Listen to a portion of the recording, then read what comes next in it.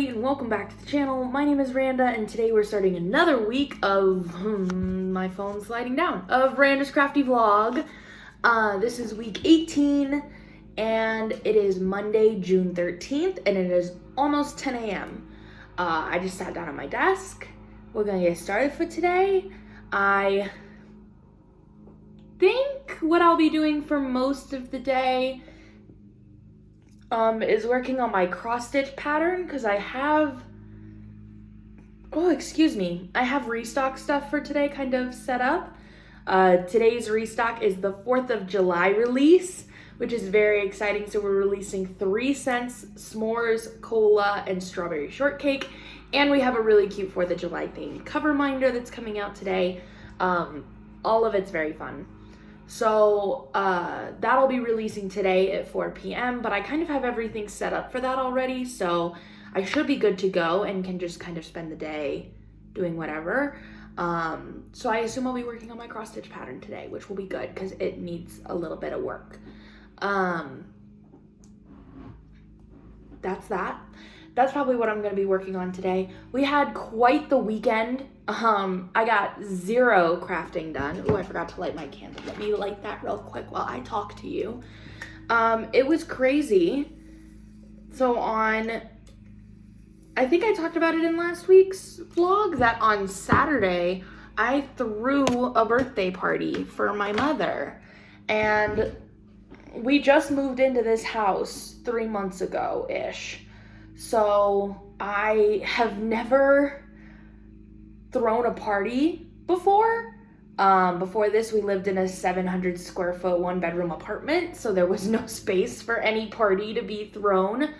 And then before we lived there, I lived with my mom. So like, I've just never had the space and the opportunity and the whatever. And so I was like, you know what, Mom, I have a house now. I'm an adult. How about I throw, because she was talking about, it'd be nice to have like a gathering to get everybody together for my birthday, but I don't want to host it. And I was like, I'll host it. You shouldn't have to host your own party. It's ridiculous. And so I was like, do it at my house. We'll make brats, whatever, we'll have a good time. Sorry if you can hear somebody mowing the lawn. It is my neighbor. He is out doing his daily lawn mowing. He does it like all the time. Anyway, so I was like, I'll throw you a party. There ended up being, I think with everybody in total, there was like 12 or 13 people. No, more than that. No, 12 or 13 people. And it was so hot though, here in Colorado. It was like 99, almost 100 degrees on Saturday. And so like, the plan was to kind of be indoor, outdoor. Because we also have like a patio, the backyard, that we could have hung out on. But it was so hot, nobody wanted to be outside. We were not going to be outside. And so we were all in my living room. And granted, we all fit just fine. But if there had been like 1 or 2 more people there, we would not have fit. So we did fit, but kind of barely. And so it was a little much, but it was still a really good time. Perry made brats and fries for us. My mother did not want a cake. She has been she's been doing keto for years at this point. That it's not like a diet, that's just like how she eats.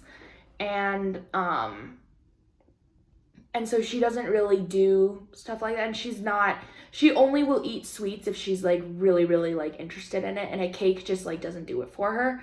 But her favorite thing in the world is a blueberry muffin. And so I was like, all right, you don't want a cake. How about instead I get enough blueberry muffins for everybody, and I'll stick a candle in yours, So that's what we did. We did brats for dinner, and then I had enough blueberry muffins for everybody, and I stuck a candle in hers, and we opened presents, and lots of people were there, and it was very fun. It was very successful. It was a lot of work, but I was so happy to be able to do that for her, because she has, you know, for the past 22 years, she's been the one throwing me parties.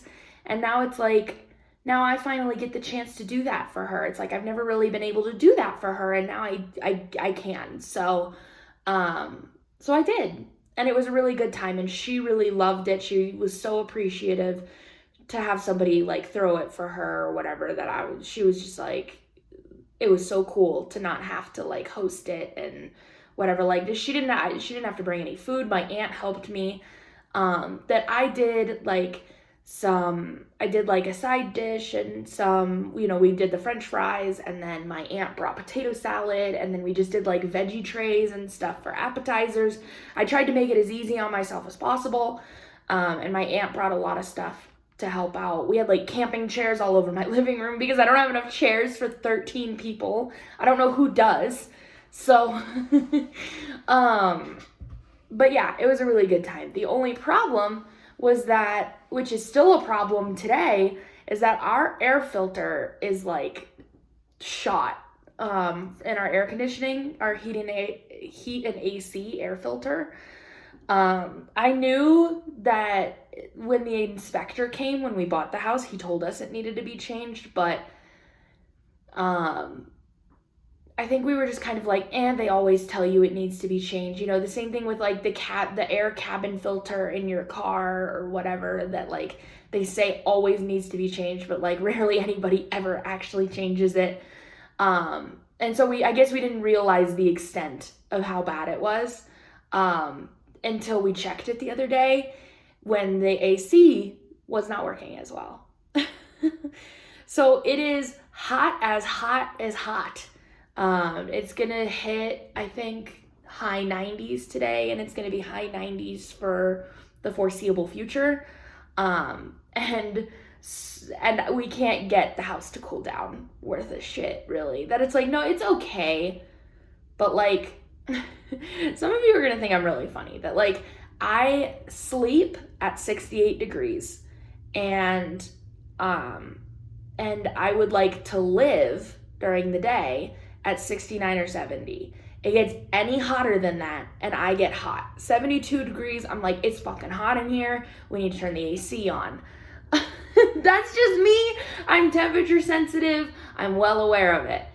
And when everybody was here for the party, it got to 78 degrees. No matter what we did, no matter what I tried, it just kept getting hotter and hotter that whole day, and I could not cool it down. And thankfully, everybody was like, yeah, it's okay. That's fine. It's better than it is outside, so, you know, I'll take it. But, because the air was still blowing out of the vents. But for some reason, it's like not able to push as much air or whatever because it can't push it through like a dirty ass filter. Sorry, the train. There's a train right by our house, so that's what you can hear in the background there. And so it's like, no, I was sitting there at 78 going, oh my God. But everybody else said they were fine. So, but still, like this morning I woke up and it was 73. We went to bed last night and it was like 73 or 74. I had to sleep in 74. Oh, I was so upset. I'm so temperature sensitive and I feel bad because I've been like a little crabby because of it, because I don't do well when I'm hot. I don't work well. I don't like it. I don't do well when I'm hot. And so I feel bad for Perry because I've been kind of crabby the past couple of days, and that's why. So we ordered a new air filter off of Amazon, a pack of them, but it says they're not going to come until like the 20th or something. Again, it's the 13th. I am not waiting 7 days for those bitches to show up. So I told Perry, I'm going to take a quick trip to Lowe's tomorrow while you're at work and get one that I can replace while you're gone, because I can't do this for much longer. And so last night I made sure it was the right size, and I went on and I scheduled it for like pickup or whatever, in-store pickup for today. And so whenever I get that email saying that's ready, I'm gonna like rush my ass down there and pick up my air filter because holy shit, do we need it. Thankfully, I don't get a lot of direct sunlight in my office, and I have a vent like right where my feet go under my desk. And so I'm cool in here. I'm pretty cool and comfortable in here. So I'm just gonna like hide out in here all day. And it'll be fine. But it is still a little bit hotter than I usually like it. So I am so ready to go. And then on Sunday, I wanted to show you. So we're gonna go on a little adventure. Are you ready? You're coming with me. Real true vlog style. I wanna show you two things. So, first of all, the other day, when I've been talking, like in the last vlog, when I've been talking about my shoe storage, this is it. So there's our living room. That's our front door. Whoa, that's my office. And then, I know, I'm getting disoriented doing this too. So my front door is right behind the camera. You come in and you got shoe storage. I got this cute little sign for it, this cute little plant. I have another little sign coming and I'm gonna move this sign over in front of this plant and then have the other sign over here. But then, whoops, our shoes are in here. So it has two little folding out things. This thing's only 9 inches wide, so it really doesn't take up much of our hallway, and there's two little, and it comes up to my waist, and I'm 5'11". So, oh, there's Ollie. Hi, my son. Did you come to say hello to the vlog? Did you want to say hello to the vlog? Okay, bye. And then the second thing I wanted to show you, which is what we spent our day doing yesterday, is Perry and I went to Lowe's, and let's see if I can show you. We bought trees. Hell yeah, we did. So we got one tree in that corner, and I don't know if you're gonna be able to see it. Kinda. Then we have one tree in that corner. They're both pin oak trees. Not pine oak, pin oak. And they are both, God, we are guessing that they're about 15 years old because they are a good like 4 feet taller than me. Like, I know they don't look huge right now, but if I were to go and stand next to that, because that's a 6-foot fence, is it not? So they're freaking tall. Yeah, they're awesome. And we have named them, so because I thought they needed a name. This one that's right out this window is Todd, and then I can't get it. This one over here is Timmy. So we've got Timmy and Todd, and they're amazing, and we love them very much. We had to wait because we live in an HOA. We had to wait for like a approval from the HOA in order to plant them back there. And the plan, going back into my office, the plan was that we were gonna get maples.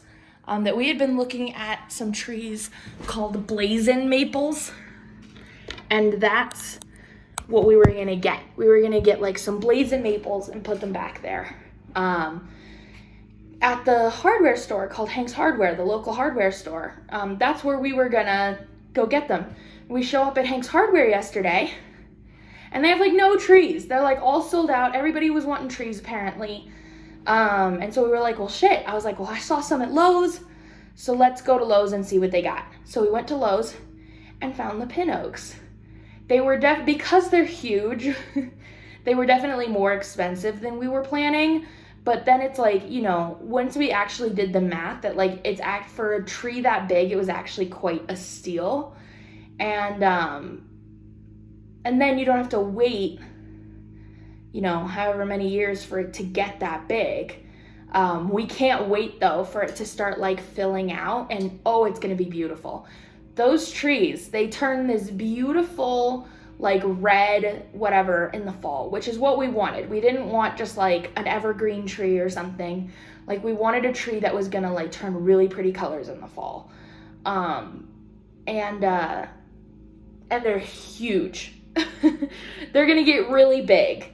And Perry was texting me this morning. He's starting to get worried. He's like, oh my God, do we need to like dig those back up because are they going to get too big? And oh my God, he's like starting to worry about it now. And I told him he was like, God, if only those maples were there. I'm so afraid that the pin oaks are going to, get too tall or whatever, or get too big, because their trunks are going to expand and the whole thing. Not for like 20 fucking years though. So, but yeah, I was like, listen, we have like a general guideline that Google can give us about how big they're going to get. Otherwise, we have no idea. They're going to be what they're going to be. And everything happens for a reason. Those maples weren't there for a reason. We brought the pin oaks home for a reason. Perry and I are both very strong believers in everything happens for a reason. And so I said, there's a reason that we have them instead of maples. So I think they'll be fine. You just have to trust it. And he was like, you know what? You're right. And I was like, and also there are children now. So we can't dig up our children. And he's like, no, we named them. They are part of our family now. Like, they are our babies. I'm going to go out today and water them. Like, they're our children. I also ordered yesterday to water them and the flowers out front. I got like a pink watering can off of Amazon. I'm so excited about it. But anyway, I'm going to stop yabbering now because we're already at 16 freaking minutes with this clip. I don't have any crafts to show you because that's what we spent all day Sunday doing was planting the trees in the backyard. And then all day, Saturday was Mom's party. So that was our weekend. It was a good weekend. I'm not quite ready to get back to work yet just because Saturday was such a crazy fest. It didn't feel like a weekend day. But either way, we're here. This is what we're doing. So let's get into the Reddit story. I got a lot of really amazing feedback from you guys last week saying that you loved it. Keep doing the Reddit stories. So you bet your butt I'm going to keep doing the Reddit stories. So today is another one from Am I the Asshole? And it's another, my last one that I left off of last week was a future mother-in-law. And this one's a father-in-law. So, let me see. So it says, am I the asshole for not wanting my father-in-law to stay with us after he became a widower? This is controversial as crap. Anyway, my mother-in-law unexpectedly passed away about 6 months ago. It was very hard on my husband and his family, especially my father-in-law. I lost both my parents when I was in my 20s, so I know how hard it can be and how difficult and different the grieving process can be for people. I tried to be there for my husband and his family in every way I could, and my husband told me numerous times how much he appreciated how much I took on while he was at his lowest. Before my husband and I were married, I made it very clear that I did not want extended family living with us. When my mom died, my dad moved in with my sister and her husband, and it was an absolute disaster and nearly ended my sister's marriage. I didn't want us to find ourselves in a similar situation. He agreed completely at the time. Well, a couple of months ago, father-in-law decided to sell his house because he can't live there without his wife. He is pursuing their retirement dream of remodeling their lake property to live there permanently. However, it sold faster than expected and he needed a place to stay between the closing and when the remodeling would be done. My husband asked if he could stay with us short term, just until the remodeling was done. The expected time frame for him staying with us was 6 to 8 weeks. I reminded him of our agreement, but he said this was short term with a clear end date, and father-in-law definitely didn't want to live with us. He just needed a couple of months. I reluctantly agreed, but made it clear I was not going to treat father-in-law like guest, and he's on his own. My husband agreed. Father-in-law has been staying with us for about 3 weeks now. I work from home, so I'm in my home office every day. I made it clear to father-in-law that I'm working during the day and I'm not to be bothered.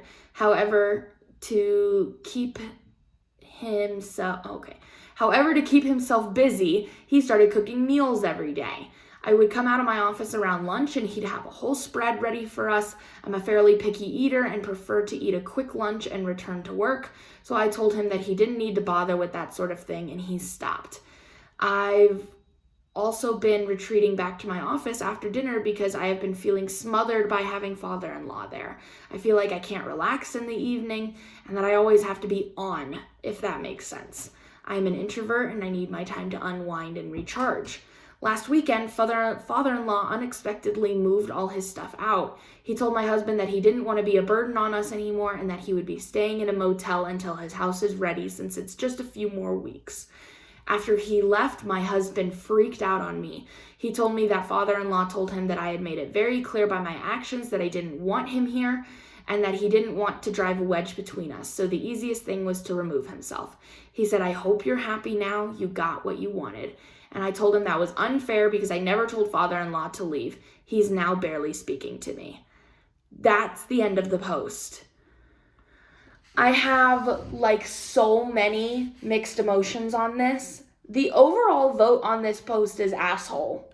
So everybody in the comments was saying that she's the asshole. I'm not sure I completely agree. Oh, there's so much. Okay, let's just read the top comment real quick. The very top comment says, "You're the asshole. Heaven forbid you show a speck of kindness to your father-in-law who lost his wife. He only needed to stay for a short time and you're complaining that he cooked you lunch? Oh, the horror. What a monster he must be." And listen, that's... that part is the part that I agree with about about the fact that she's the asshole.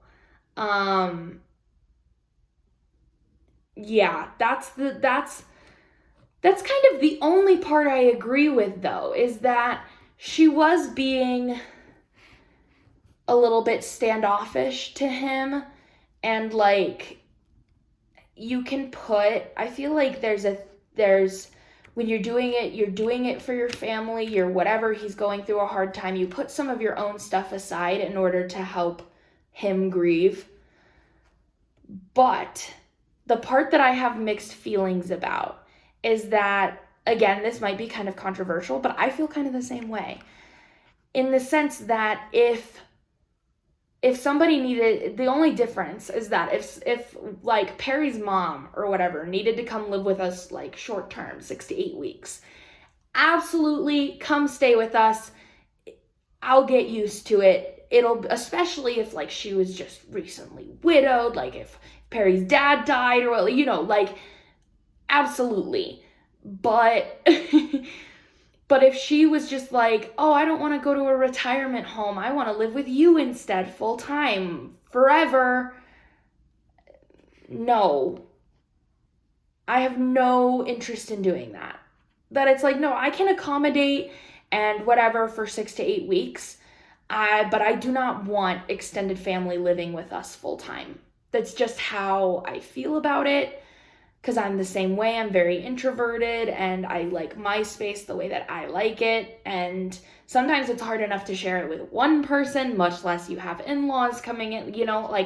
My dad apparently just recently moved in with my grandma and grandpa. So I hear. And I was oh, wow. Okay, great. But good for you, but I could never. And so... that's where I understand, is that she had a conversation with her husband beforehand, before they got married, and he completely agreed, and then she reluctantly agreed, saying, I would not treat him like a guest, and husband agreed to that, and now he's mad at her. And it's I also wish, from the father-in-law's perspective, that he would have had a conversation with his son before he just packed up and left. I think that might have been, because then he could have had a conversation with his son could have had a conversation with the wife, things could have been mended, right? She could explain how she was feeling, and things could have, they just have an understanding that I get overwhelmed by some of this, so I just kind of need to be left alone. I'm sorry, I know it might seem selfish, but here we are. That maybe there could have been some conversations that happened about it and it could have been handled better.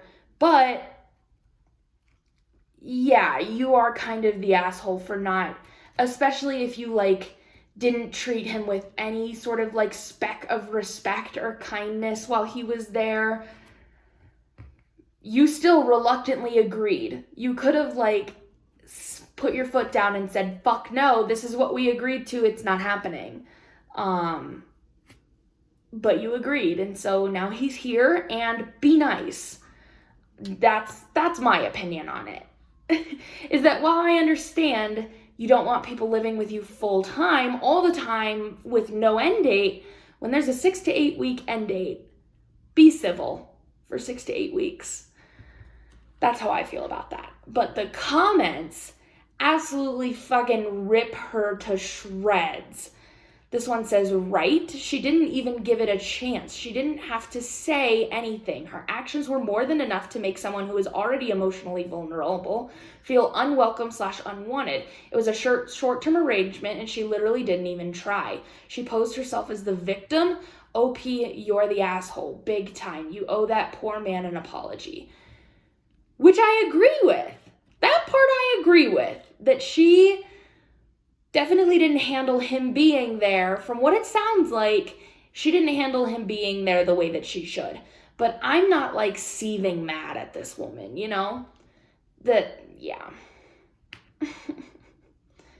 But I have not seen... Yeah, this one says, not the asshole for not wanting him to be there, but you're the asshole for your behavior.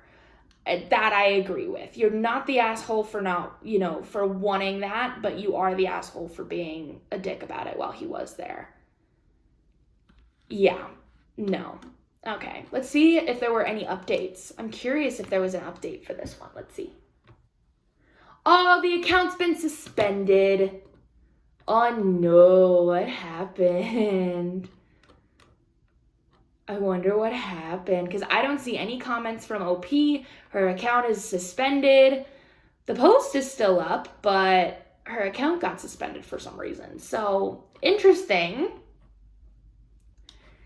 What do you guys think about that? Because I know there are so many people that would go like, no, if my mom needed like, it's not even just his mom, it would be my mom too. I would not want my mom living with us full time with no end date. So it's like, no, it's anybody. And so what do you guys think about that? Because I know there are some people that are like, no, if my mom like didn't want to be like, my mom will never go into a retirement home, like she will live with us full time, like that is the expectation. And I don't agree. So, but I know that that's a very controversial topic. So, anyway, on to the crafting wow for the day. I'm saving it really quickly to my thing. This is in the Facebook group called Cross Stitch Unlimited, and it was posted on May 23rd. My computer just froze up, so just give me a second. Okay, there we go. Here's the picture of it. This is a cross stitch. It's a finished piece. And the caption says, took a few months, but I finally got this one done. 20 count black Aida fabric. Finished size is 11.75 wide by 13 inches tall. 61,100 stitches. And the pattern is by Cross Stitch Randa on Etsy. And then there's a link. So if you want the link to the Etsy listing, hit me up and I can get that to you. But I wanted to show you this because it's so fucking beautiful. It almost looks like a Mirabilia or a Nora Corbett or a Bella Filipina, like that type. If those cross stitch designers are your cup of tea, like this is awesome. And I think this is really, really gorgeous. And I like that she did it on Black Aida. Black Aida is really hard to, I've never actually stitched on it, but I've heard it's really hard to stitch on. So like good for you, because I think it looks stunning. I think this would also look really good on like a marbled gray, or like if there's some sort of like marbled beige or white. I think that would look really pretty. No, maybe not white because her wings are white.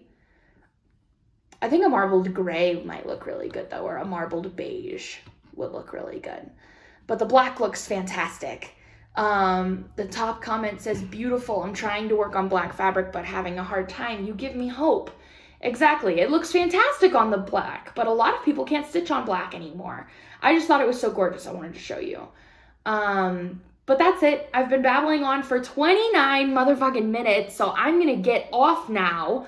Thank you for sticking with me through all of this, and I will talk to you guys tomorrow. Good morning, everybody. It is Wednesday, June 15th. It is 10 a.m. I know I missed yesterday. Here we are. The beginning of this week has been a little bit of a shit show for me, so that's why I've been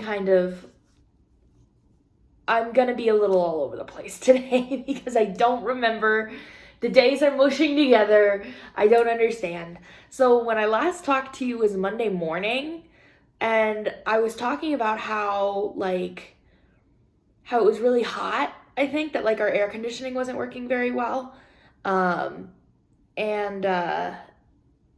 that I was okay in my office because it was first thing in the morning. That went downhill really quickly. By noon, it was 80 degrees in the house with the air conditioning running. I could not get it to cool down. And it stayed at 80 degrees until about 10 o'clock at night when we were able to open the windows and it finally started to cool down.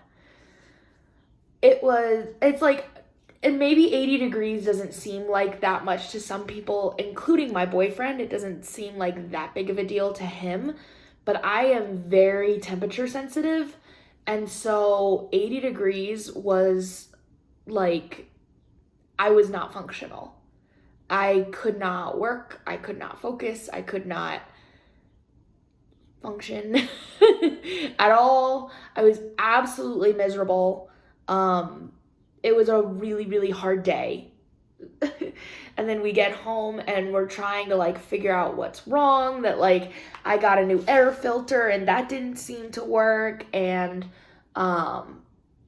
then we cleaned out the air conditioning unit and it still wasn't working. And so we're checking for leaks and there's no leaks and we're trying to figure out what the fuck is going on. We can't figure out what's wrong with it. But all we know is it's 80 degrees in the house and holy shit, what are we gonna do? And then at about 9:30 or so, the power goes out in the whole neighborhood. So any little bit of air we were getting from the ceiling fan and from what was coming out of the vents, we no longer had. It was done. So we were even more miserable, hot, and in the dark.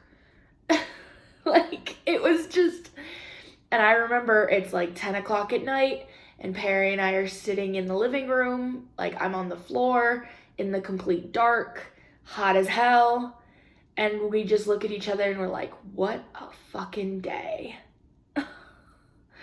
Oh my God. We were both miserable. I was even more miserable because of the heat. He was like, yeah, it's hot in here, but I'm not not functional. I'm like, no, I'm not functional anymore. And so we're because he's swears he can fix it himself. And I kept saying, maybe we need to call HVAC. Maybe we need to call an HVAC guy. Maybe we need to get emergency HVAC out here. I don't fucking know. And he's like, no, I can fix it. We're not paying for that. Well, I'm like, well, then figure out what's wrong with it because I can't live like this. And he was like, I'm trying. I'm like, I know, I'm sorry. I just can't fucking live like this for much longer. Because I was really sitting here thinking if it takes him a week to figure out what's wrong with it, I can't fucking live like that. And so he was like, I need a ladder. We'll get a ladder tomorrow. And then, if I can't figure it out tomorrow, then we'll call HVAC. All right, fine. So I knew I was going to be gone most of the day yesterday anyway. And so I was like, you know what? Fine. And so then I made arrangements that I was going to, when I saw my mom yesterday, I was going to borrow her big ass ladder and bring it home. So that was the plan. And then, we were going to see how that goes. So because it was cold on Monday night here, it got down into like the low 50s. Thank God, because we've been like in record-breaking highs at the beginning of this week. And so the fact that it got down that low at night, I was very pleased. We ripped open all the windows in the house, including in our bedroom, and just turned the AC off and slept with our windows open, to give our poor AC unit a fucking break. And thankfully it cooled the entire house down overnight. And first thing in the morning, before like the sun really came up too far and it got too hot, Perry went around and closed all of the windows and turned the AC back on. And when I woke up at like 9 a.m., it was 70 degrees in the house. And I was like, thank God. Thank God. And while I was sitting in the house, I would notice that it would like get to temperature and turn off. And I was like, oh my God, it's turning off? What the fuck?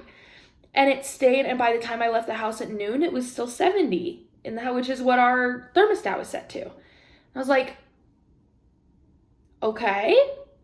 And then I left, went to therapy, and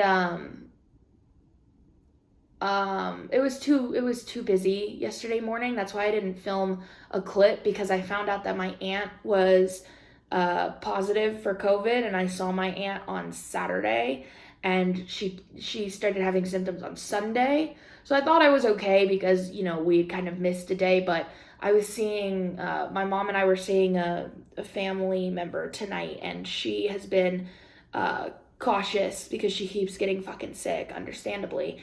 And she wanted us to rapid test. So I had to rapid test yesterday morning, and I was negative. And then my mom rapid tested, and she was negative. So we should be fine.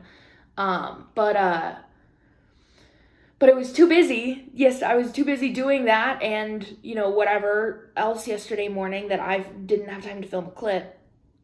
Which is why I just skipped Tuesday and went straight to Wednesday.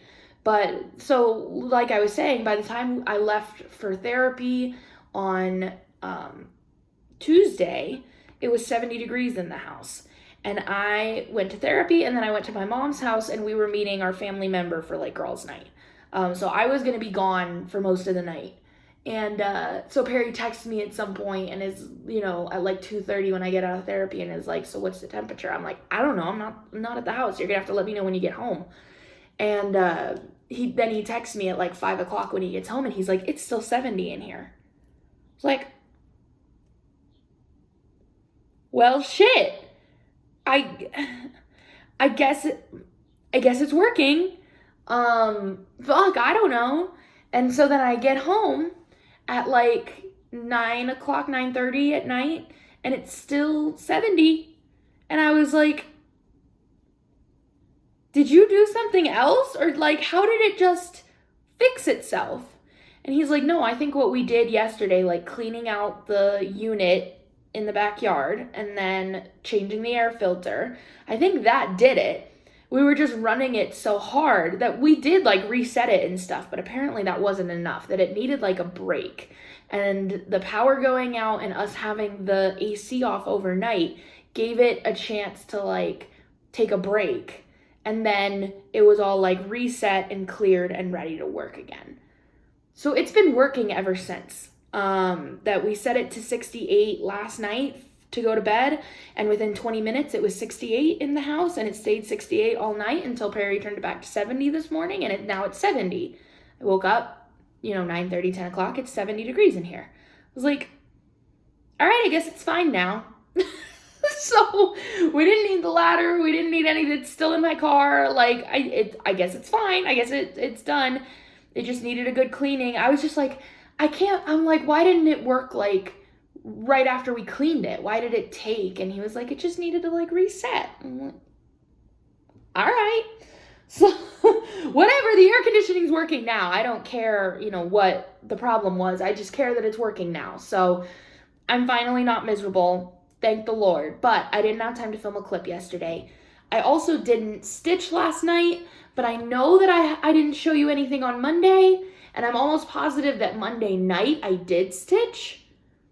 And so I want to show you because I don't think I've showed you this far. So ignore my like thread sitting here. Try to move it out of the way a little bit. But here's where I'm at. So I think the last time you saw this, I had just finished the outline. So I filled in the top and the bottom here, and then this is like the sun's mouth, and then started on these things right here, and then I'm filling in this side and this side are the same color as all of this, so I'm just sort of making my way around. And that's where I'm at. That's what I did Monday night, but I didn't stitch it all last night or diamond paint or anything because I got home at like 9:30. It was time for us to like take a shower and go to bed. But that's where I'm at. And I think it's coming along really well. I'm enjoying it. I think we're gonna have to have like a party and a half for when I finish this someday, because I don't even want to think about, like, it's at least been a couple of months that have been working on that. So when I finish, I need to figure out when, I need to like go back in my videos or something, figure out when I started that, so that when I finish it, I can tell you how long it took me to finish it. It's probably gonna be like 6 months or something ridiculous like that. But I'll tell you what, I am excited to finally start a new cross stitch pattern again. I did get a cross stitch pattern that, you know, I got a cross stitch whatever from 123 Stitch in the mail that I'm gonna unbox for you guys for the video this week, the extra video. So I'm gonna film that today and then maybe post it tomorrow on Thursday or something. But either way, you will have seen that before you see this. So that's very exciting. I'm excited to film that. I'm excited to have a new cross stitch. It's been forever since I bought one. And I was just like in the mood. so I bought one and I'm excited to show that to you. That's about it. Today I'm just doing some work stuff. I'm, like I said, gonna film that video. I've got a few like Etsy maintenance things to do, and then I think I'm gonna try to work on my cross stitch pattern a little bit more. We're just an in the office kind of day. I should be in the office Wednesday, Thursday, Friday. So the next 3, you know, for the rest of the week, they should just be kind of like in office days. So hopefully I'll make sure I don't skip any more days, and the rest of my week should hopefully be a little less fucking chaos. But you know what? I talked for like a half an hour on Monday's clip, so maybe it makes up for Tuesday not existing. So anyway, that's been my shit show of a beginning of the week. Thankfully, it's starting to level back out and get better, and I'm excited to work and craft a little bit and just get back into normal life because, oh my God, I was so miserable. Oh, I was so miserable. Anyway, let's do the Reddit story for today. So this is in the subreddit called Relationship Advice. It was posted 7 days ago, so I doubt we'll have an update, but we'll see. And this one is called After living together for 3.5 years, girlfriend wants to move out. Oh no. That doesn't sound good. She's 31 and I'm a 29-year-old male. We were dating for a year when she said she really wanted to move out of her mom's, and I was tired of my roommate. So we agreed we were moving together, and we shared the same apartment since then. So we've been a couple for 4 years and a half. Wait, we've been a couple for 4 years and a half. For 4.5 years, and friends for like a decade. They've known each other for a really long time. We had some issues lately, and I always try to tell her that's normal and that we have to work it out. I'm always doing my best to show her I change every single thing she doesn't like about me. That doesn't sound good. I'm never jealous about anything, support her dreams and goals, try to plan things together, even if it's as dumb as watching anime the whole night. She's my everything. But when we have an argument, I hate it when she says maybe we need to break up or maybe we need some time. And when I try to support it, she says, please no, don't leave me. This sounds very toxic, just in my opinion. I told her the only thing I need is for her to not break up with me again if she doesn't mean it, because it makes me anxious, but kept doing it until yesterday. She told me that we're stuck in a routine, and she spoke with her friends and her therapist and got to the conclusion that we shouldn't break up, but she needed to live alone. Okay. I'm trying to support her. We'll help her move out and take care of her cat here since I don't go out that much, but told her that I really don't want this. She said that I should try to be more modern and understand that relationships now don't need to share a roof to be a real couple. But I want exactly that with the love of my life, and I feel like that will not change. Still want to give this a try if that's what's going to fix the relationship. My friends told me I'm dumb because I'm not assertive when I want things. It's also going to be kind of expensive to live here alone since it's a place for two, and I'm not getting a roommate like her. Should I consider breaking up, or maybe she's right and I should adapt to the new us? And that's the end of the post. I have so many feelings about this. A, your relationship sounds kind of toxic. You should not be having to change any part of yourself for your partner. Compromise, yes, but change who you are and things about you that she doesn't like, no. You shouldn't have to change things about yourself for your partner. And the fact that she seems to constantly be resorting to maybe we need to break up every time you have an argument, that's also extremely unhealthy. You do not threaten a breakup or divorce or anything like that unless you fucking mean it, unless you're ready to be done or you're ready to file for divorce. You do not bring up those words. And then the whole, you shouldn't break up, but she needs to live separately. I have known, like my mom knew a couple who they never got married, like per se, like on paper, but they, I think they consider each other husband and wife, but they've never lived together. They've been together for like 10, at that time it was 10 years, so now it's probably like 15 or something, and they live in separate houses, they own separate houses, but they travel together and they spend time together and they consider each other husband and wife. They just don't live under the same roof. And it works out for them and it's fantastic. And if that's what works for you and that's how you like to live in your relationship, that's fantastic. But it does not sound like he's on board for this. And so it's like, no, that's not gonna work if you're not also on board for this idea. I think that is an A1 way to rip you guys apart. If you were both on board for this plan, I think it could be okay. But because one of you is pushing for it and one of you really doesn't want it, I think it's going to rip you apart. And I think it's very unhealthy. And no, you don't need to be more modern if that's not what you want in your relationship. It's the same way that, like, if a polyamorous relationship, a non-monogamous relationship, like, works for you and you like that, that's a more modern thing, right? And if that works for you, fantastic. But if that's not what you want, then you don't need to like force yourself to do that just to like be more modern or whatever, that like that's not what he wants. And so no, I think you should consider breaking up with her. You need to have a long conversation with her about, like, this is not what I want. And so if this is what you need, then maybe we shouldn't be together. And I know that that's extremely hard. After you've been together for 4.5 years and you've lived together for 3.5 of those years, she had no problem living with you for those 3.5 years. It just wasn't until recently when you guys started fighting all the time. I would go to her and suggest couples counseling. That she's getting counseling for herself, but I think it would also be helpful if you guys went to counseling together. Just my opinion.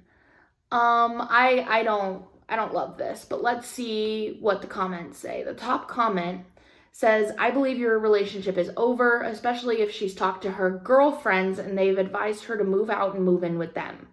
Yeah, I agree. It's only a matter of time when she will break up with you, or moving out is only going to make it easier for her because, as they say, out of sight, out of mind. And OP responds to this. He seems to be very responsive in the comments, but he responds to this and he says, "Wish she would tell me this, if a breakup is for real or just a phase." Yeah. Next comment says, "You're also forgetting the fact that she wants to live alone and have her own place without you, but she's getting a roommate. So it's pretty obvious she doesn't need to live with herself, like live by herself. She just can't live with you." And that's what the comment says. It's pretty obvious she doesn't want to live with you if she's willing to go out and live with someone else. And OP responds and says, "That makes it so confusing for me. We had an argument this morning. She told me that she doesn't want to move out, that she's doing it for us because we're stuck in a routine.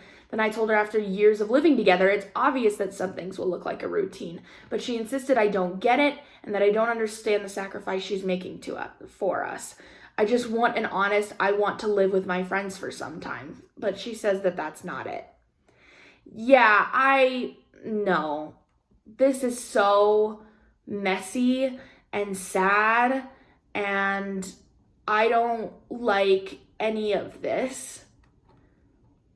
I think you need to have a really serious conversation with her and say, we need to go to couples counseling or this isn't gonna work. And like, maybe you live apart while you're going to couples counseling or whatever, but the goal of couples counseling needs to be that you guys move back in together, like for your sake, or it's not happening and you need to just be done. Like, it's just such a messy situation. I can't imagine if Perry came to me. We've been living together for over 2 years now. I can't imagine if Perry came to me and was like, "I want to go live with my buddies." I'd be like, "I'm sorry, what?" I'd be like, "Okay, great, so we're breaking up." But like, there's no, in my head, if we're not living together, we're not together. You know, that like, that's, at this point in our relationship, if we're not living together, we're not together. And that's just the end of the story.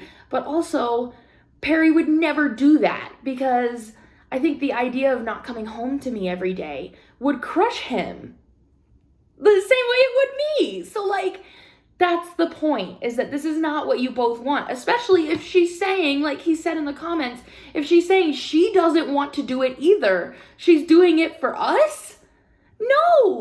No, she's not. No, she's not. And if she is, she's being stupid. Like, I don't know, that's just so ridiculous. No, this is not a good and healthy relationship. No. I want to see if there's any updates. No, that's it. So there's no updates, which sucks, but I hope the best for them because, oh Lord. All right, then anyway, let's move on to the crafting wow of the day. So here's a picture of it. Listen, it says, "My conversion of the Temptress of the Cursed Sea" by Bella Filipina Cross Stitch Designs. First of all, I absolutely adore Bella Filipina. I have one cross stitch pattern from her, which is, oh God, what is it called? She's like a witch. She's like I don't fucking remember. I have one cross stitch pattern from her and I'm obsessed with it. And, it's Bellatrix. That's what it's called. And I'm absolutely obsessed with it. I love this because of the conversion. The original is wholly fantastic. So you can see the one that says the original and then the one that says the conversion. Her conversion is so fantastic and amazing, and I'm obsessed with it. I love the oranges and reds versus like the blue and purple vibe that the other ones got going. They're both absolutely gorgeous, but I showed this to you not only because it's absolutely gorgeous, but that I don't know about you, but I love seeing conversions like this. I just think they're so fun, so fun. I wonder if she has the conversion somewhere. I mean, I don't see it. Wow.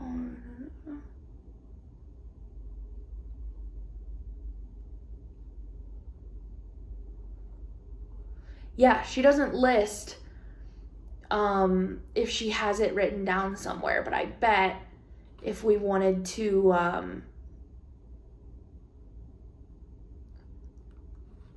I can't think. Oh, that if you wanted to get the conversion from her, I bet we could like message her or something and she would give it to us. But like, oh my God, isn't it amazing? I just wanted to show you that because I absolutely love conversions like that. They make me so happy. And so it's like, oh my God. Yeah, I definitely want to like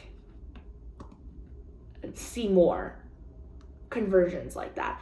I bet there's a conversion, like cross-stitch conversions group that I can follow. That would be fun. Anyway, that's it for today, y'all. I'm gonna get to work. Yeah, that's about it. I'm gonna get to work. So that's really all there is to share. I hope you guys are having a great day. I'm sorry for missing Tuesday. Hopefully I won't miss any more days this week. But that's it, and I'll talk to you guys tomorrow. Good morning, everybody. It is Thursday, June 16th. It is 10 a.m. I'm just sitting down at my desk, and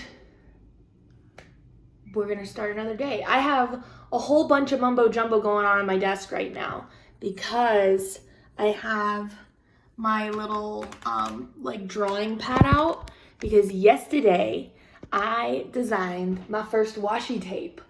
Woo! I'm very excited about it. I will be bringing washi tapes to the shop here very soon.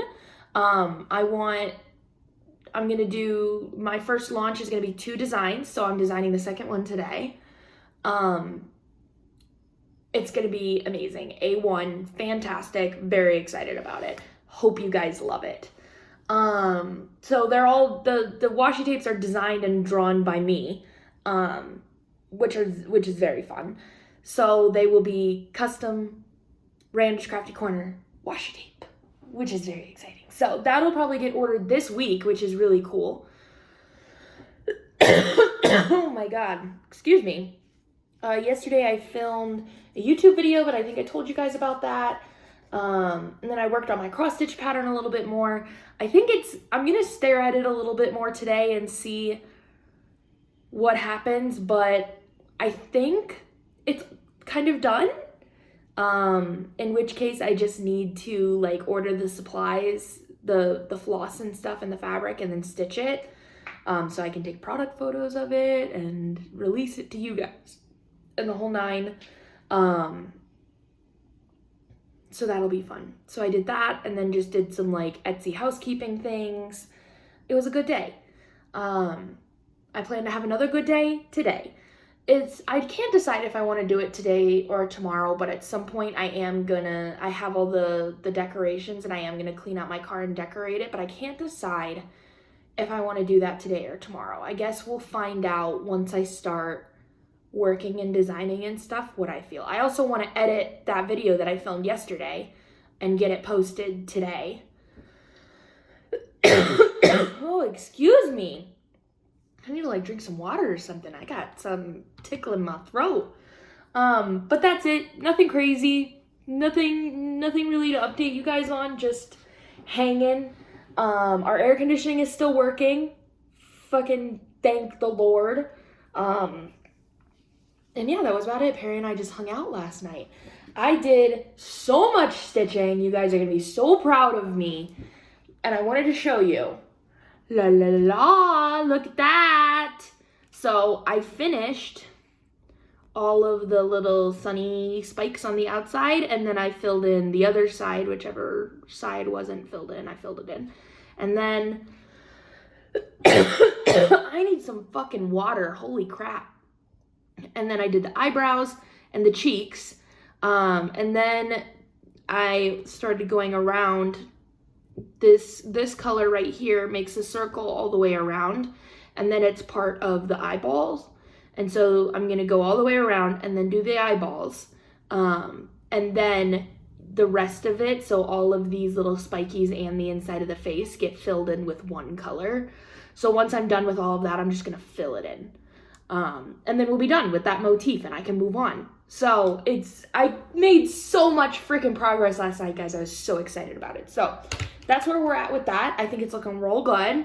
Very excited about it. If I do finish I have a strong feeling that I will finish my own cross stitch pattern before I finish that. And if so, I will stop working on that and work on my cross stitch pattern. But here's what I need figuring out is that then I can't really show you my progress, right? Because I need to wait until it's done being stitched to release it, right? How do I do that? If you guys have any suggestions for how I go about releasing this, because I want it to be stitched first, and I'm gonna stitch it, what do I show you on the vlog? Do I show you the stitch, the piece as I'm stitching it, and then it's just not available for purchase until I'm done stitching it? Like, that seems like a teaser. That seems like not a good idea. That seems like that's just tempting people to get mad at me. I don't know. I need some advice. So tell me how you guys would best, do you want me to just hide it from you until it's ready to be released, or what? Let me know. But that's very exciting. So I will, if I bet $1 million I'll be ready to stitch my cross stitch pattern before Map of Hawk Run Hallow is done. So I'll be taking a break from that to stitch my cross stitch pattern because I want to get it out to you as fast as possible. So I'm not going to wait until I'm done with that to stitch. No, I'm not doing that. I want to get it out to you immediately because the minute I'm done with that, I'm going to start designing another one. I already have another idea. I'm just going to do it anyway. My biggest fear is that I will have spent all this time and energy making this cross stitch pattern and then nobody's going to buy it. So I need to do a little work with myself to make sure that I am not going to be heartbroken and disappointed if nobody likes it. That I don't think that's going to be the case. I think somebody's going to like it, but I almost am trying to get myself in the headspace of expecting that nobody is going to purchase it and then being pleasantly surprised when people do. You know what I mean? That it's an interesting little balance that I'm doing in my head that I'm working myself through it though. So because I'm fucking scared. I've never been an artist. I'm not I'm creative, but I've never been one to I've never been drawing my whole life or something that it's not. I cross stitch and diamond paint for a reason because it allows me to be creative without having to have any drawing skills. And so for me to take something that I just conjured up in my head and put it on a piece of paper or whatever, granted it's a pattern and not a drawing, but still it's you're taking all of your creative thoughts and putting it down and handing it to somebody and going, do you like it? And that's really difficult. I've given it to my mother and she says that she likes it. I've given it to Perry and he says he likes it. But I think the reason I'm the most nervous about it is because when I look at it right now, I go, yeah, I like it, but I'm not oh, that's it. It's amazing. I'm obsessed. I'm in love. Oh my God. And I wish that I was obsessed with it. But I don't know if I'm ever going to be obsessed with anything that I create because I'm so judgmental of myself. I don't know. It's so difficult. It's such the creative mindset that can be so hard for me sometimes. That I don't know. So I'm working on that. But anyway, that'll hopefully be done soon. And I'll get that to you guys. But I want to know, how would you like me to release it? Do you want me to share it with you as I'm working on it? And then it not be available until for purchase until I'm done stitching it? How do I... Or here's an idea. Because the program that I create the cross stitch pattern on, it gives me a mock-up. And it's a good mock-up. It's not if you didn't know any better, it would look like it was stitched almost. It gives you like a little framed view. A lot of cross stitch patterns are never stitched by the designer or by anybody else before they go out for sale. The reason that I wanted to do it is A, because I want it. I want the things that I designed. And B, because I can take better product photos. So I wonder if I release it with just the mock-up as I'm stitching it, so that I can show you guys on the video, hey, look, I'm stitching it, look at it getting stitched up, but also it's available for purchase. Oh my God. And then when I'm done stitching it, I just update the product photos. That might be the best idea, because then it's best of both worlds. You guys can purchase it immediately. I can show you my progress as I'm stitching it, and then still, hopefully it'll only take me like a week or so to stitch it, and then it'll be updated product photos.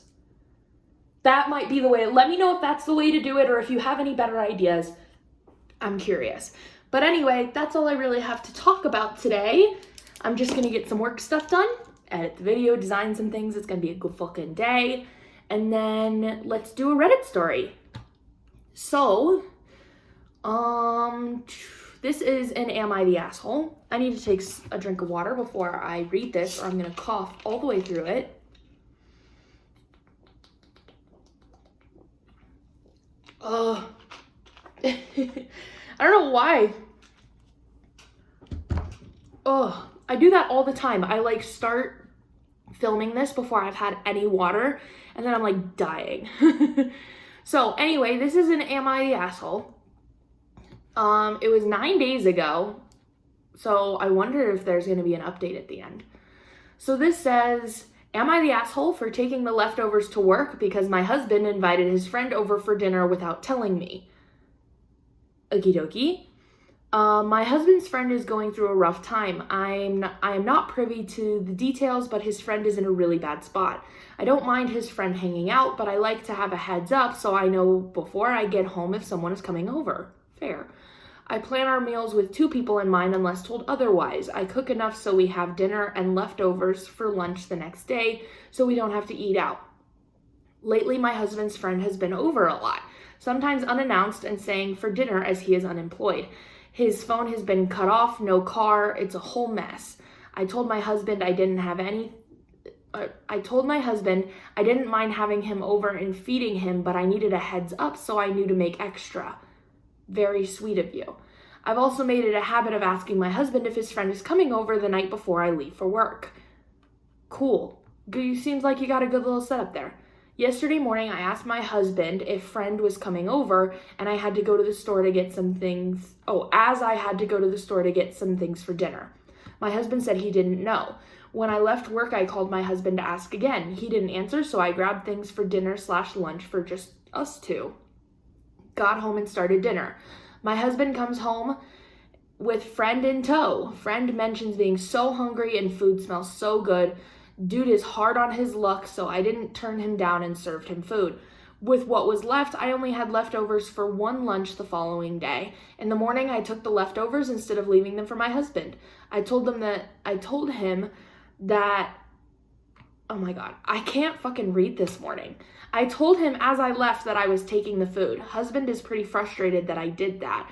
I told him I asked him in the morning, called him after work, and didn't get a response. So I included his friend as someone who, called him after work and didn't get a response. So I didn't include his friend as someone who was going to be eating. My husband works by plenty of restaurants or could have thrown together a sandwich before he left. Apparently, I'm making him feel like his friend isn't welcome. I feel I've done nothing more than make his friend feel welcome, feeding him, letting him sleep over, shower at our place, do laundry, etc. Am I the asshole? Absolutely motherfucking not. That is just common courtesy to let your partner know when somebody's coming over, especially if you're expected to cook for them and have enough food. And then you can't be mad the next day when there's not enough food for you to take for lunch when you didn't tell her he was coming. No, That's literally the only thing I have to say about that is, no, you're not the asshole. It is common decency to let you know when a friend is coming over, especially because she tried in the morning, she tried after work, she did her part. This husband is the asshole. Whenever there is anybody going to be coming to the house, even if they're not going to be coming in the house, they're just like dropping something off in the garage or whatever, Perry always lets me know that somebody's coming over. Like, it's just common courtesy. Holy shit. The top comment says ... like, seriously? Not the asshole. He did you wrong by not having the courtesy to give you a why can't I fucking read this morning? Holy shit. He did you wrong by not having the courtesy to give you pertinent information as soon as he had it. The expectation is that he will get to disrespect you, enjoy the fruits of your labor, and expect you to sacrifice your lunch on his behalf? What a turd. Yes, exactly. Turd indeed. Oh, and apparently it's not a she, it's a gay couple. They're both men. Okay, hold on. Comment removed by... So there was a comment, the original comment was removed by the moderator, but OP responded to the comment and said, we are both men, but honestly, even if my husband cooked, I wouldn't want it. He can grill, but anything past that, and it's not a fun time. Plus, I do enjoy cooking, so not a chore. Just annoying when there's suddenly someone there and you don't have enough food that you had planned for. Exactly. It's stupid. Let's see if there's... I'm not even sure there needs to be an update. Yeah, there is no update.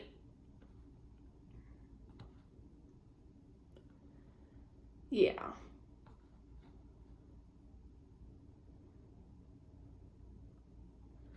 Oh, one of the comments says, info. The other times your husband did get the leftovers, what did you do?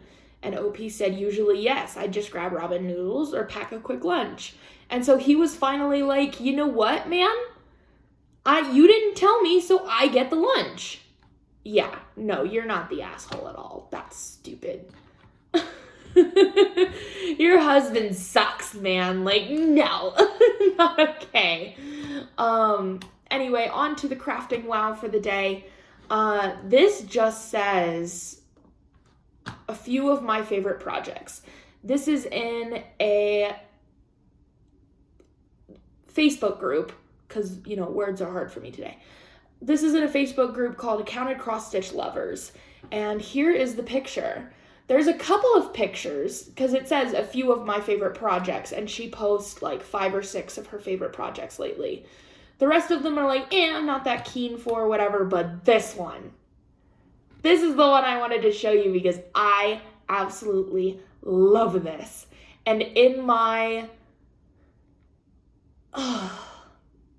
let's just say, now that I'm beginning a journey of designing my own cross-stitch patterns, I would love to be able to design something like this someday. I hope that I have the skill someday to design something like this. Because it's so good. It's so good. Oh, I just love it and just wanted to show you. That's literally it. I just love it and I wanted to show you. It's like a little Christmas town. This one says herbs. This one says Tumblr's Toys or something, or Trumbull's Toys. So cute. And then like a country store here in the middle, like all these little people in their horse-drawn carriage and the Christmas tree with the lights, and I just fucking love it. My idea actually for one of my next cross-stitch projects is to do like a seasonal stitch type thing where I don't even know how to explain it. So it's like the samplers of the month type thing, except not for each month, but for each season. You guys have seen those, right? And I want to do like a little house for each one and maybe like a tree or like, you know, something like that, and do a fall, winter, summer, spring little series. I think that would be so fun. I totally want to do that. So that's one of my ideas. I have a couple ideas for cross-stitch patterns, but yeah, I also will definitely be designing Halloween patterns at some point because I fucking love Halloween cross-stitch patterns. I don't know. I've never been the biggest, like, even as a kid, like, Halloween was not my favorite holiday. And so, like, I liked Halloween, but I was never, like, obsessed with it like some people were. But I love Halloween cross-stitch pattern. I love the witches and the cauldrons and, oh, so fun. But anyway, just wanted to show you that. That's kind of it for today, y'all. I will be back filming again tomorrow. I'll let you know when I decorate my car, because it'll either be today or tomorrow. I'm really fucking excited about it. I'm excited to decorate it. What I'm not excited to do is clean this car. I have to clean it, and I don't want to do that. So, but anyway, I'll let you guys know how that goes. Thanks for hanging out with me for another day, and I'll see you tomorrow. Hello, everybody. Good morning.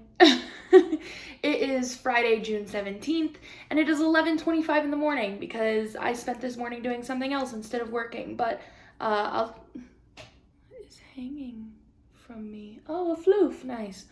I'll tell you about that in just a second. I am wearing my Squishmallow crew neck today. This is shot by Sydney Jane on Etsy. Love it.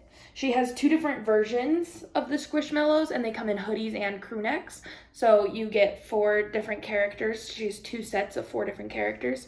I want to get the other one someday, but for now I just have this one. And I got it in the light blue color because I thought it was nice. So, but anyway, even though it's hot as fucking the devil's butthole outside, I am wearing this because it's nice and cool in my house, and I fucking can. So, even though I was just outside earlier and it's so fucking hot, man. Anyway, I'm starting this video a little late today because I spent this morning cleaning and decorating my car. So I got up and I had breakfast, and first thing I did was got dressed. You know, I put on leggings and a t-shirt and whatever. And then I went and I took my little vacuum cleaner. We have a tiny portable vacuum cleaner that I apparently decided I was going to use for my whole car, which was ambitious for the poor little guy. And then I took like my car wipes. You know how you can order, they're like Clorox wipes, but they're made for the interior of your car. That's what I got. And I cleaned the living crap out of my car. I wiped everything down, vacuumed everything up, took out the fucking mats and shook them off. Tried to clear everything out of my back seat or out of my trunk, and because I have just a lot of stuff that just sort of became resident back there. So my car leaks oil on not leaks oil, it burns oil. So it's not like it leaks all over the place. But Subarus are known for burning up oil, and it's why I was able to get this car was because it was restored, because the engine needed to be replaced. The engine blew up because the previous owners didn't realize it was burning oil like that and was running the car for a long fucking time without any oil in it, and blew up the engine. And so the engine was replaced, and then I bought it. But it's just known that Subarus burn oil a little faster than other cars do. So I have a thing of oil in my back seat, and I also have power steering fluid in my back seat because that does leak, but it leaks so slowly that I just haven't fixed it. I probably should fix it, but I tried to fix it, and then they didn't fix it fully, and so now it's just a pain in the butt. So I have power steering fluid and oil back there to replenish my car every once in a while. And then I have Perry's life vest that he takes when he's on his jet ski, because we always take my car when he takes the jet ski because we have to hook up the jet ski to my trailer hitch.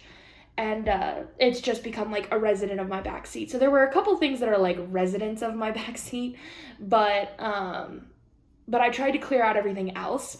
And then we had a bunch of dirt in my trunk and stuff in my back seat, a bunch of soil from when we brought the trees home, and they had to lay sideways, and so a bunch of soil came out, and so I cleaned that up.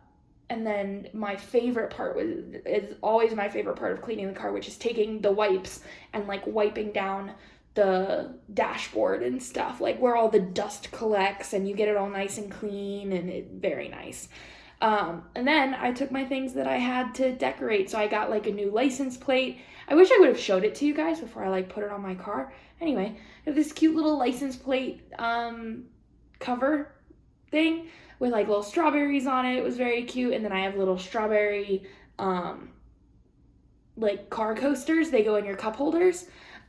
Those, I think I showed those to you last week or something. Those are really cute. I had like a little flower air freshener that I put in there, and then a cute little like pink Starbucks cup vent clip that's just for decoration. It's very cute.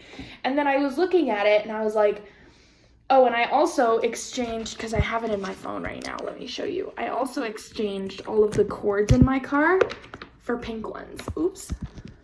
So instead of, I had like a white one and a blue one, now that for my aux cord, now they're both pink, and that's very fun. And so it looks so good, but it's not like quite enough. I've thought about getting, there's these cute like strawberry steering wheel covers I've thought about getting, but I don't know if that would be too much. And then what I did end up doing that I've been debating about for a while is I've seen these cute little, they're crocheted, so I could make them myself, but frankly, I don't fucking feel like it. And it's like a strawberry and a daisy that hangs over your rearview mirror. And I was like, I really want that. And it was on Etsy for only like $8. And I was like, would I rather just pay $8 or would I make it? No, I'd rather just pay $8. I don't feel like making it. So I ordered that today that I'm going to add to it, but it looks real cute. I want it to be like, you get in the car and you go, holy crap, there's a lot of cute stuff in here, but not like overboard to the fact to where like my boyfriend's going to be embarrassed to drive it type thing. Cause he does drive my car sometimes. So I don't want him to be like completely embarrassed to have to get into it. Cause I try to contain all of my pink and childlike things to the office. I try really hard to not let that spread to the rest of the house, just because I feel bad that he doesn't need to live in a world surrounded by pink, but I make my office that way. Same way I don't touch his garage, that's his oasis. He doesn't touch my office, that's my oasis. And we decorate it however we please. So he has a bunch of car posters in there and stuff, and I have a shelf full of Baby Yodas. Like, you know, we just... So I don't want to make him, like, completely embarrassed to have to get in and drive it, but, like, it's also my car, and I do what I want with it. You know what I mean? So I think that with that final touch, it's going to be just enough to be like, wow, this is a girly car, without, like... being embarrassing. You know what I mean? So anyway, that's what I did this morning. It's like fucking, I didn't even check the temperature. It's like 80 or 90 degrees outside, 85 to 90, like almost guarantee. Even though I did it like first thing this morning. So at like 9, 10 a.m. it was still hot as shit. And so I was sweating. I was literally like dripping sweat. Once I was able to clean like the inside, it was okay because I got in the car and turned it on, so I had the air conditioning going, which felt a lot better. But when I have like the doors open, I'm vacuuming it out and trying to whatever, that I was like drenched in sweat. So I woke up and put leggings on, and then when I was done, I came in the house and immediately stripped my leggings off and put PJ pants back on. I was like, I changed my whole outfit because I was just, because comfy. I don't want to wear leggings all day in my house. That sounds not fun. And also, I was just drenched in sweat and felt absolutely disgusting. So I needed to get out of those clothes because I was sweating. But it looks so good, and it feels really good. It feels really nice, and I'm very excited about it. It's gonna be fun to drive it to therapy on Tuesday with it all decorated. So, and then yesterday, I had a lot of big things for the shop happen yesterday. So I officially finished my very first ever cross stitch pattern. Like, I put it in PDF form and everything. Like, it's done. It is ready to be released to the public. Which is crazy to me. And I was telling my boyfriend about my fear last night about it. And he was like, you're being ridiculous. Like, in the nicest way possible. He was like, you're being ridiculous. You know, they're gonna love it. Like, people are not going to buy it as often as they do, like, your putty and stuff. It's not like you're going to sell 100 of them a week or something, probably, but people are going to like it. People are going to buy it. And I was like, you're probably right, and I need to, like, chill, and it'll be fine, and somebody will buy. If one singular person buys it, I'll be, like, over the moon. So, yeah. I am nervous about it because it's the first time putting, like, my true... It feels like it's my art that because it is kind of, it's artwork that I have created and I'm putting into the world, and that's very scary. That it's like, you know, when it's the putty, you're being creative with the scents and stuff, but it's not like artwork, you know, that you're putting out. This is like I drew a fucking painting and I'm like, here, somebody buy it. Like, that's, or like, here, what do you think of this? Like, that's very scary. So I made the PDF design, or the full PDF for it yesterday. So that's ready to be released. And then I ordered the floss and the fabric that are required. I picked out a called for fabric that I'm gonna model stitch it on. And I told my mom and my boyfriend about the idea that I had yesterday. Some random number is calling me, get out of here. I told my mom and my boyfriend about the plan that I had about releasing it when I start stitching it, and showing it to you on the channel. And then in like a week or two when I'm done stitching it, then I'll take photos and like update the product photos so that it's not just the digital mock-up. But that at least have it available so that if you're seeing it while I'm stitching it and going, ooh, that looks fun, I want to purchase that, you can. For all of the materials, it was $17 for me on 1-2-3 Stitch to get the floss and the fabric, and then the pattern's gonna be $5. So all together, that's what, $22, right, in total to stitch it? I don't think that's too outrageous. So I hope it goes over well. So, but I ordered that from 1-2-3 Stitch last night, and then I got a notification that it was shipped out today. So I think that's the plan that I'm going to go with, because both my mom and my boyfriend thought that was a great idea. So still let me know, you know, if you think that's a good idea and that's what I should do. But that's sort of my plan for right now, is that once the supplies come in, once the thread and the whatever, then I'm going to do a big, like, introduction video where I show you everything, and then I, like, that's used in the cross stitch pattern in the kit, and then because I don't sell it as a kit, I'm just selling the pattern, but I'm gonna have all the stuff for it. So I'm gonna show you everything that is used to make it, kind of unbox it, and then like introduce it, and then kit it up on camera, and have that be like the introduction video for my first cross stitch pattern, which is insane to me. It's like I could technically be considered a cross stitch designer now. Like, whoa. It's just like, I'm not gonna lie, it is blowing my mind a little bit, and I'm gonna go ahead and check it off my to-do list that I did design the pattern. It is done. That's insane! I've been working on this pattern for weeks.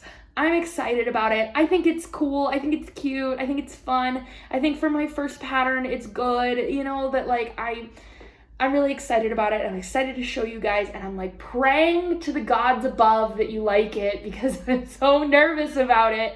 But hopefully supplies will come like next week, and I can get that video out and and have it released on my Etsy next week. Like, that's the hope. So we'll see.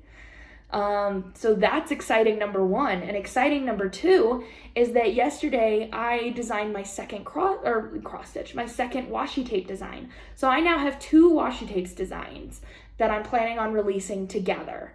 And last night I ordered them from the manufacturer. So they shouldn't be coming for like 3 weeks. So I'm gonna have 50 of each design. That's probably gonna last me for like ever and a day, but I'm gonna have 50 of each design. I think they'll also be $5 each. I guess I haven't created a concrete price for them yet, but I'm pretty sure it'll be $5 per roll of washi tape. But those will be released in like 3 or 4 weeks when they get here. I'm very excited. So that was also ordered yesterday. And then supplies for the candles come on Monday. And so then I'm going to go over to my employee's house like next week, and we're going to do our first tester candle. So like we have candles and cross-stitch designs and washi tapes and logbooks and all of this shit coming out like within a few weeks of each other. Hopefully the logbooks will be here any fucking day now. I haven't heard anything else. I've just heard they were sent into production like 7 days ago. So hopefully they'll be here any day now, you know? So it's a lot. There's a lot going on, and I'm really excited. And I was telling my boyfriend that I was sitting here working yesterday and just having like a great fucking day. I love my job. I love my job. And so I was sitting here working and thinking like, God, I hope this works out because I love my job. This is what I want to do. I'm so happy doing this, and I'm passionate about it, and I'm excited about it, and this is what I want to do. And I think we'll get there. I think the logical side of me and the determination side of me says you will get there. You will do this. This will be your job. You will make it happen. I mean, it is my job, but you know what I mean. That I still haven't taken over any bills from my mom yet. That she's still covering for me as if I was in college. And I want to take those from her. I don't want her to... Oh, it's this it's this side of me that wants to be like, I'm not in college anymore. Like, those are now my responsibility. Like, it's the part of me that wants to go, no, it's not your problem anymore. It's my problem. I should be the one taking care of it and whatever. And I can't do that yet. But I will get there. I will. And I have to keep telling myself that, or I'll just like break into anxiety. But no, I really do. I do think I'll get there. I'm very excited about it. I love what I do. I'm so grateful to even be in this position where I get to even try to make this my full-time, like, oh my God. It's, because I think about like, okay, I'm over a month out of graduating. I've been graduated for over a month, which is insane. And I think about like, if I didn't have the shop, if I didn't have the business, where would I be right now? And I'd probably be working full-time as a video editor for some company. I may or may not hate it. Like I'd have a strict schedule and strict hours and stuff, and I don't have that right now. And it's like, I definitely enjoy this much more than I think I would enjoy a normal job. And so I think about that and I go, holy fuck, I'm so grateful to be able to be here. Oh my God. So there's a little tidbit into my thinking right now, is that a lot is happening very quick, and it's definitely making me reflect and feel grateful and proud and all the good things. So I hope you love everything that's going to come to the shop in the next couple of weeks. It's going to be very, very, very exciting. Yay. And then I want to show you what I cross-stitched last night. Because I did, again, got quite a bit of freaking progress. Look at that! So I filled in the face, and then I filled in 5 of the little things, and then I'm going to start on that one. So I'm like halfway done with filling in these little guys. And once these are filled in, this guy is done, and I can move down or over or where. I haven't decided quite where I'm going to move. Maybe I'll like finish the banner out here or something and then move down. I don't fucking know yet. But he's coming together. He's a sun, but he's also a compass. Like, he's fantastic. So, but like I said in yesterday's clip, whenever my supplies come from my cross-stitch pattern, I will be putting that on hold and stitching that first. So this might only be out for, a week or less until my other cross-stitch design comes, and then I'll be working on that. So, but he will come back out. Don't you worry about it. I will finish him. And I'm going to start next week. I'm going to start designing my next cross-stitch pattern, which I think is going to take me a little longer than this one did, but it's going to be a good time. But anyway, yeah, that's what I stitched last night, and I'm hoping to get a lot more progress on it today as well, because I'm very excited. And I don't have a ton of work that I want to do today, but I have some stuff that I want to get done. So when I'm done with the some stuff I want to get done, I'm just going to go stitch because I fucking can, because I love my job. Anyway, let's get to the Reddit story for today. This is a little bit of a long one, so I hope I can talk today. This is in the subreddit that's just relationships in general, I guess. This isn't relationship advice, it's just straight up relationships. So, and this one is like really kind of under the radar. It's newish. It was 9 days ago, and it only has like 5 upvotes, and like 2 comments or something. So we'll see, but let's see. It says, is my boyfriend codependent/needy? And I think if I remember right, I saved this because it was I couldn't decide. My boyfriend, male, and I, female, are both 20. We have been together for 3 years. He is my first love, my first everything, and I am his first serious relationship. Because I've never been in another relationship, it's hard for me to be certain of what behaviors are normal or not. I wanted to list off some of his behaviors that I've been unsure of. 1. He has initiated multiple talks with me. You know what, you guys? I'm gonna have to come back because my employee is calling me. Give me 2 seconds. Okay, hello, I'm so sorry I'm back. I just had like a half an hour phone call with my employee, so I did not realize that we were gonna talk that long, but whatever, good stuff happening. So let me start over again. So number 1, he has initiated multiple talks with me about how I don't seem to need as much quality time together as he does. If he had it his way, he would live with me and spend as much time as he possibly could with me. In my case, I'm very busy balancing school, work, extracurriculars, friends, and family. I also need alone time to catch up on my hobbies and relax. Of course, I miss him deeply after I haven't seen him in a couple of days, but it seems like he misses me after a much shorter period.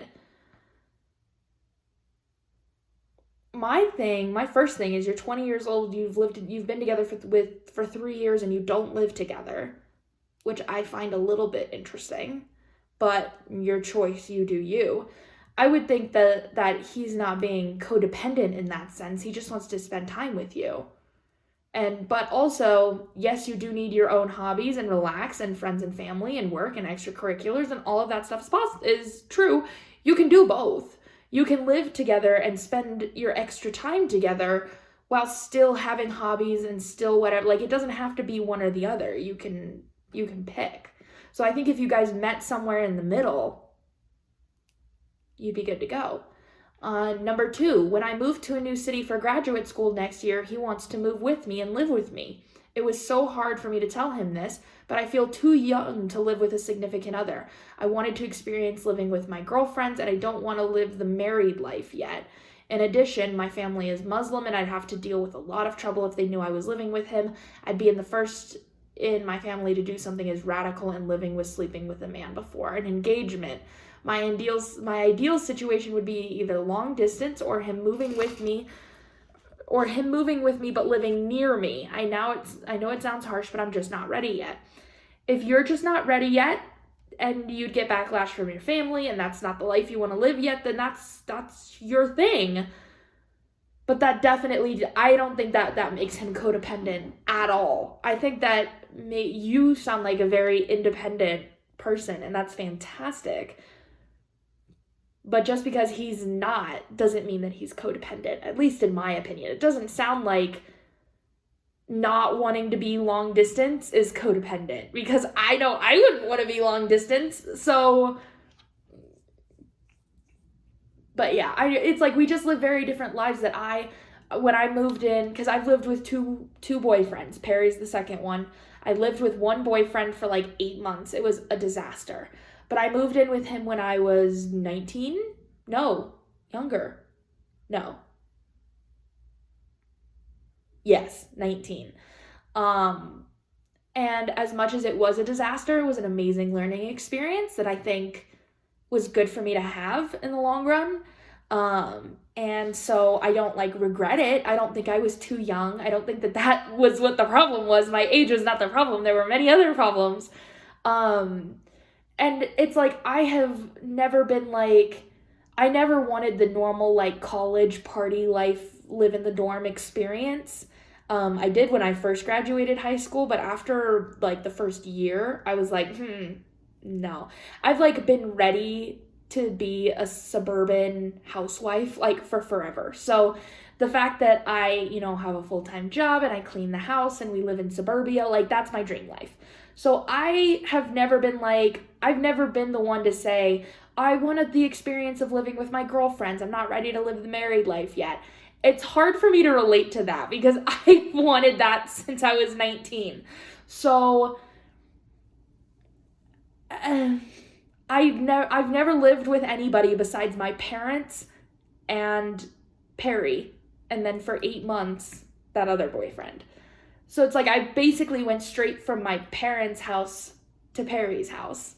And like, well, it's our house, it's not Perry's house. We bought it together. But still, like I've never lived with a girlfriend. I've never had roommates. I've never anything like that. So I have a hard time relating that it's like, oh, why wouldn't you want to live the married life yet? It's fucking fantastic. Like, if you love your boyfriend, I don't understand why you wouldn't. So, but that's just me. But again, to answer your question, no, I don't think he's being codependent. And like, you live your best life and live with your girlfriends or whatever, but he's not being codependent by wanting to live with you. But I do think the best scenario, if you guys were to make a compromise for now, the best scenario would be he would move out there and just like live near you, like maybe live in the same apartment complex or 5 minutes down the road or something, so that you're still together but you're not living together. I guess either that or it's been 3 years, maybe he should propose and then you can live together because you're engaged, like if that's your belief, then I don't know.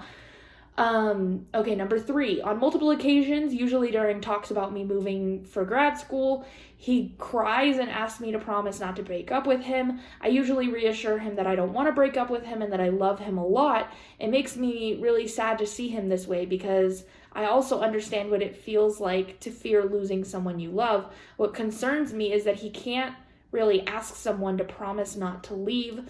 I wouldn't ask that of him because I wouldn't want to make him feel guilty or pity me.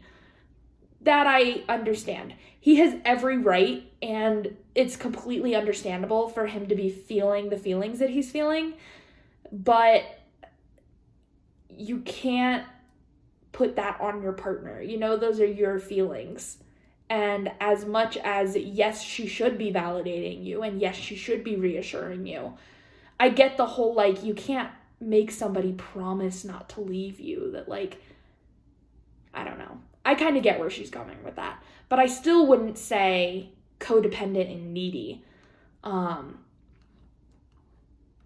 Number 4, if I do tell him that I'm too busy to hang out or FaceTime, for example, because I have other plans with friends or family, he gets sad. He doesn't get mad, but he gets very sad and texts me about how much he misses me and how much he has fear of missing out and wish he could be with me. Sometimes he tells me about how he wishes he had friends to hang out with, which makes me sad. In his case, I have never ever gotten upset when he wants to talk on Discord with his friends, and I actively encourage him to have fun with them because I love seeing him happy and having fun.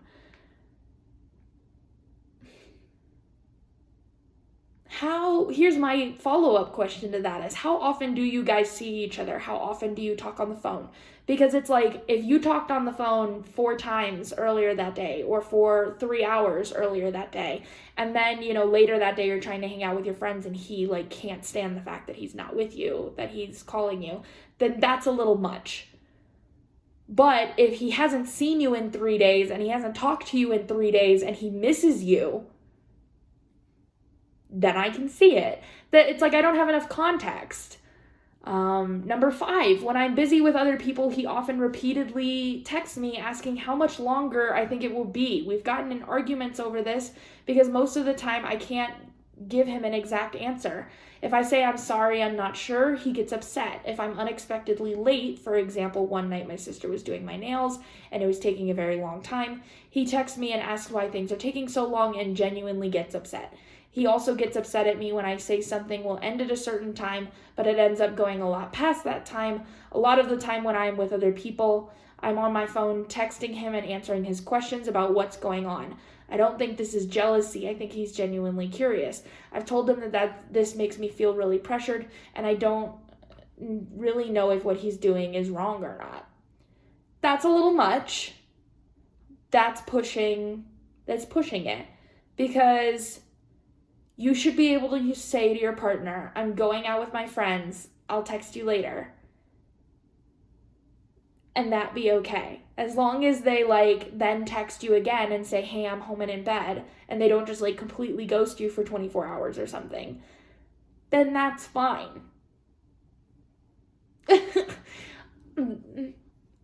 So pushing it, but still not ooh, girl, run, he does sound a little insecure, and he probably needs to work on that. I bet he would benefit from some therapy, as everybody would, but not oh my God, girl, run, Number 6, he asked me many times if I still think he's attractive.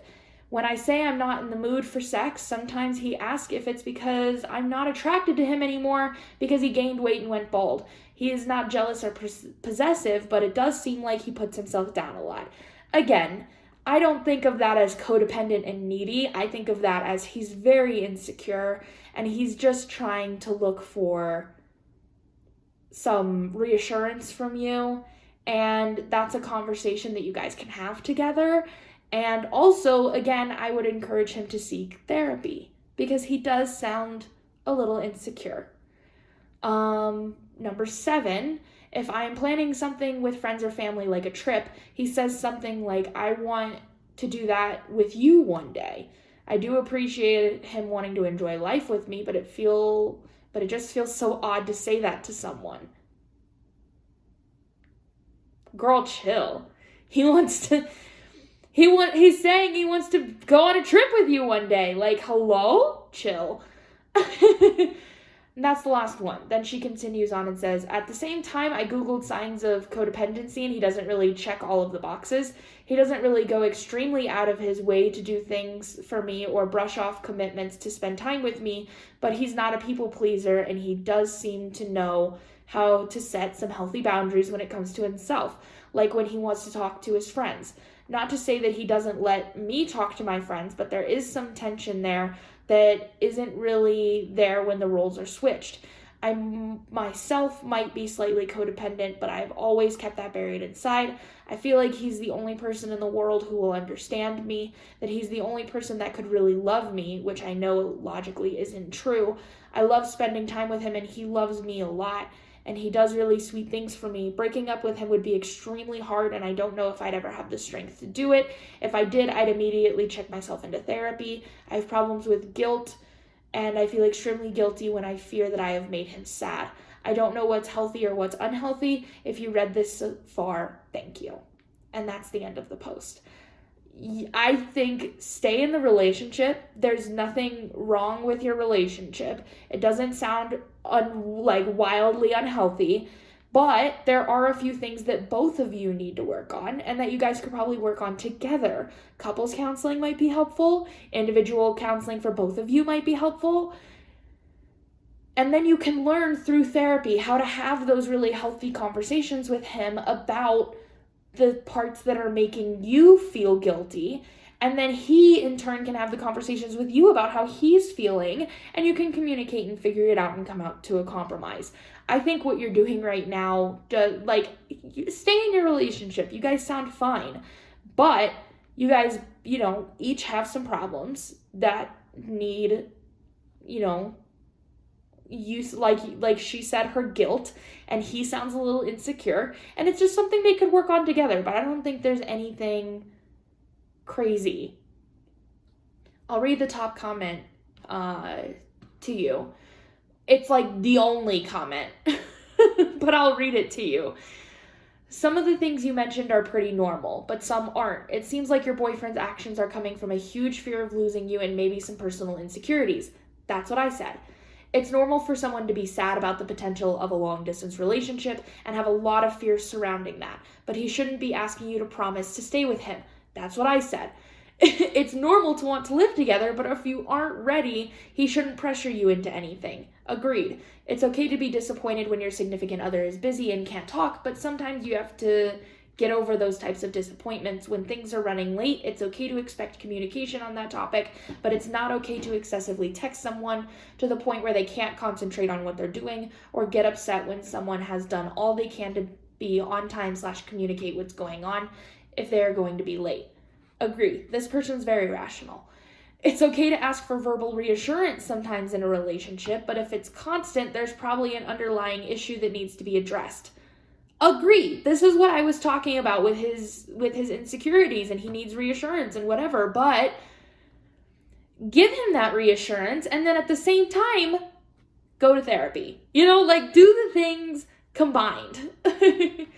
I think that you should have a discussion with your boyfriend over his actions and how they are affecting you. I also think it might be useful for him to go to therapy to address his insecurities / fears and be able to deal with them in a more healthy way. And girl, you should go to therapy too. Everybody should go to therapy. You, and you should go to therapy. Just everybody go to therapy.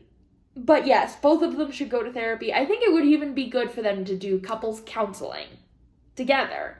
I think that could be really healthy for them as well. And OP responds and said, I appreciate you letting me know what's normal. Thanks. That's it. That's why I say it's like this was a really small post.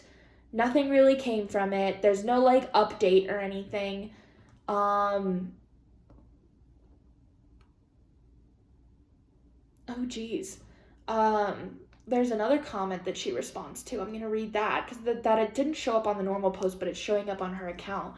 It says, he sounds codependent, but also selfish and lazy. Jesus, bro. These things can all exist at once. His behavior is not okay, especially the emotional manipulation around sex. That part is not out. There should be no emotional manipulation around sex. That I agree with. I get that you don't have experience in relationships, but what you describe, while not awful, certainly isn't healthy, especially for you. Good on you for establishing boundaries.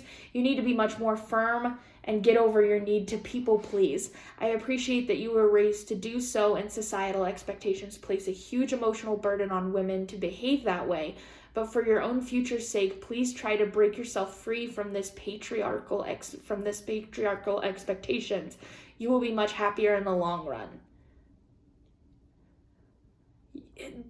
This person has some good points, but you're being really, you're going really hard on it. I don't know. And OP responds and says, wow, I didn't expect to get a comment that cut this deep. I've never wanted any woman / girl that I know or love to fall into this kind of role, but I'm realizing I might have fallen into it myself. Thank you for giving me some self-awareness. Like I said, I think some of what this person said is true, but calling him codependent, selfish, and lazy, I think is a little too far. I think it's just a guy who needs some therapy. That's it. I don't see it as that, big and scary as she's putting it, but... Oh, that's why it has other things, because it was posted in another thread called Relationship Advice. As well as this one. Anyway, let me know what you guys think about that one, because I don't think he's codependent and needy. I think he just needs some therapy. I think they both need some therapy, but I think they can figure it out. I don't think it's doomed. I think they can figure it out. And then for the crafting wow of the day, because I've now been talking for a lot of minutes. Oh my God. Sorry, I need something to drink. This is in the Facebook group called Cross Stitch Unlimited. Here is the picture. Oh my God, isn't it amazing? The caption says 795 hours so far on this beast. Only a few pages left. I'll be sad when it's finished. This is amazing. There's a little bit of talk in the comments about this pattern and where it's from. It's on Etsy, but she didn't link it exactly because of we're pretty sure it's stolen artwork. But it's on Etsy. It's the Disney park map or something. I just saw it and I went, oh, I love that. I don't know. I just wanted to show it to you because I thought it was so grand and magnificent and amazing, and I love it. I love it. So just wanted to show you that. That is the crafting wow for the day. Oh yeah, the top comment says, amazing. I've had this pattern for years and only done a few stitches. I should pull it back out. You should pull it back out. 100% yes, because it's fantastic. It looks so good. But anyway, that's it for today. I hope you enjoyed this week's vlog. I hope it's not too fucking lengthy and that I didn't blabble too fucking much.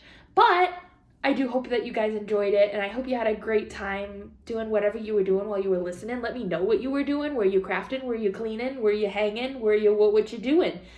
I'll be checking in with you guys again on Monday. Very, very excited about everything that's going on. I hope you enjoyed it. I hope you had a great week, and I hope you're going to have a great weekend. I think this will go up on Saturday, but I hope you have a great weekend, and you're having a great weekend. I love you all. Have a great day. Bye!